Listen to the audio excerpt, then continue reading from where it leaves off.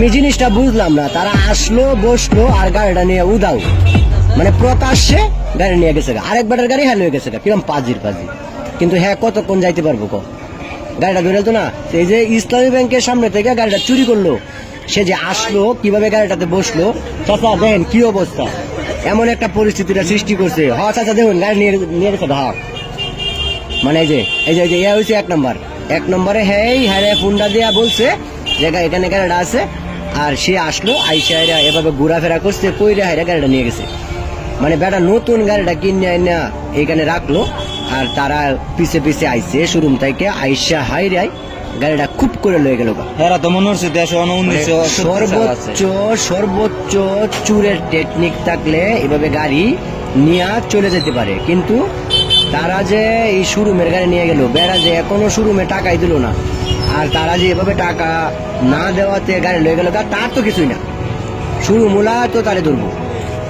মানে সে গাড়িটা নিয়ে কোথাও কোন পর্যন্ত যাইবো, সিসিটিভি ফুটেজে সব দেখা গেছে কিভাবে গাড়িটা লয়ে গেল। এখন সে ধরা খাবে এন থেকে 10 মাইল 15 মাইল 20 মাইল, গাড়িটা নিয়ে কোথায় যাবো, আশেপাশে কোনো জায়গায় সে যাইতে পারবো, তার আগেই তো সে ধরা পাবো, তারপর তার কি অবস্থা হইব, এটা হচ্ছে সব থেকে বড় বিষয়। এখন এটা জানার বিষয়, এখন হচ্ছে তারা আলোচনা করতেছে গাড়িটা কেমন নিয়ে যাবো, এমন একটা পরিচয় করে কি দেখছেন। মানে সে এখন গাড়ির যে মানে তাদের এমন টেকনিক, তারা মানে চাবি ছাড়াই গাড়ি স্টার্ট লয় না, এমন একটা পরিস্থিতি। এই যে দেখতেছে কেমনে কি করা যায়, মানে এতটা টেকনিক, মানে এরা আসলে খুবই অভিজ্ঞ চোর, মানে হচ্ছে মোটরসাইকেল সম্পর্কে তারা খুবই ভালো বুঝে এবং কিভাবে স্টার্ট লনি লাগে এটা তাদের খুব জানা। ওই যে এই পাশে আরেকজন, মানে সেও এটার সাথে জড়িত, মনে হয় যে জড়িত, মানে এমন একটা পরিস্থিতি সৃষ্টি হয়েছে, মানে সে উঠলো উইটারে এখন গাড়িটা নিয়ে চলে যাবে, মানে সে আবার নামছে, যে আরেকজন আইসে মনে করছে তারই গাড়ি, ঠিক আছে মনে করছে তারই গাড়ি, কিন্তু আসলে না, গাড়িটা তার না, গাড়িটা আরেক বেটার, কিন্তু এখানে মানে সবাই টাকায় আছে, মনে হচ্ছে তারই গাড়ি, কিন্তু সে ভাবতেছে যে গাড়িটা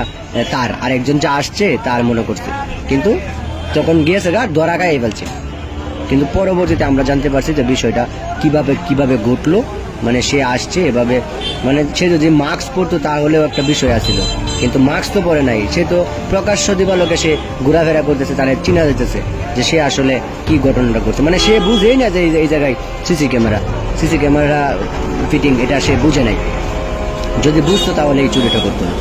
মানে এমন ভাবে সিস্টেম কইরা তারপরে হচ্ছে গাড়িটা নিয়ে সে উদাও, মানে প্রকাশ্যে এমন ভাবে গাড়ি নিয়ে গেছে। দেখেন অবস্থা দেখেন, মানে সে এখানে কি করতেছে, মানে কি জানি কি করবো, লাইন টাইন জুড়ে দিব, পুশ করে মনে করেন যে গাড়ি স্টার্ট লইলেই গাড়ি লয়ে যাবো, মানে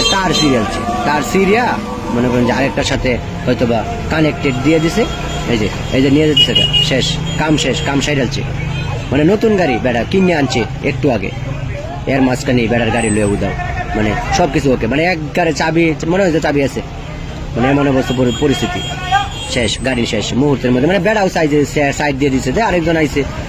আর এই পাশে একটা গাড়ি রাখা, এটা শুইছে না ধরছেও না, ওই নতুন গাড়িটা টার্গেট করে ও শোরুম থেকে আইছে, শোরুম থেকে আয়রা এভাবে গাড়ি লয়ে গেছে। মানে এখন সতর্কতা অবলম্বন করতে হবে, কারণ হলো এভাবে গাড়ি অনেক চুরি হয়।